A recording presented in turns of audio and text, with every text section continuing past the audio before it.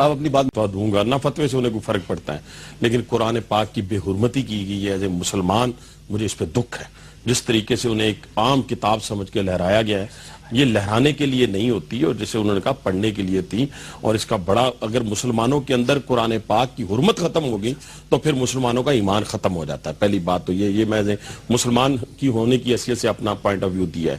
دوسری بات یہ ہے کہ جن باتوں کا ذکر ذوالفقار مرزا صاحب نے کیا، اپنے الزامات لگائے، وہ بڑے سنگین ہیں۔ یہ واشنگٹن پوسٹ اور یہاں پہ فلاں نیو یارک ٹائم اور یہ ان چیزوں کا ذکر نہیں آنا چاہیے تھا۔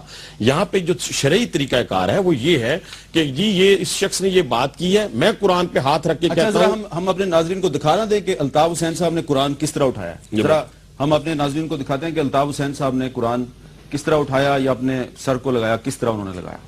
میں پاکستان کے لوگوں آپ سے صرف مخاطب ہی نہیں ہوں، بلکہ آپ سے کہہ رہا ہوں کہ خدارا یہ قرآن مجید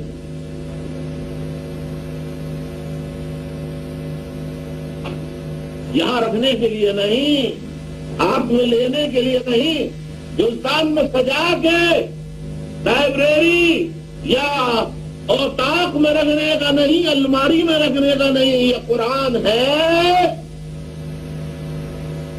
یہ قرآن ہے اللہ کی کتاب، اور کس لیے ہے؟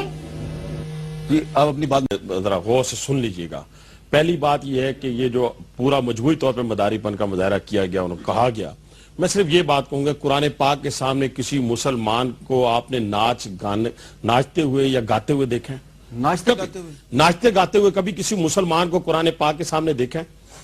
نہیں، ناچ کون ناچ گا؟ موصوف ناچ بھی رہے تھے، گا بھی رہے تھے، مداری پن کا مظاہرہ بھی کر رہے تھے۔ اور میں دوسری بات آپ سے کہنے جا رہا ہوں، دوسری بات یہ فرماتے ہیں جی خون سب کا۔ اچھا ایک منٹ دیکھ لیتے ہیں کہ میرا خیال ہے وہ طنز کر رہے تھے، ذرا دکھائیے جی۔ الطاف حسین صاحب نے گانا تو نہیں گایا، وہ تو طنز کر رہے تھے۔ کیا جی ان کی پریس کانفرنس میں وہ کون سا حصہ ہے؟ دیکھیں جی ذرا۔ کیا کہتے ہیں؟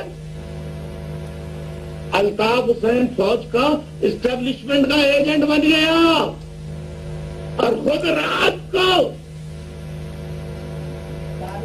برقعے میں رہنے دو، برقع نہ اٹھاؤ، برقع جو اٹھایا تو پھر کھل جائے گا، آئے واللہ میری توبہ۔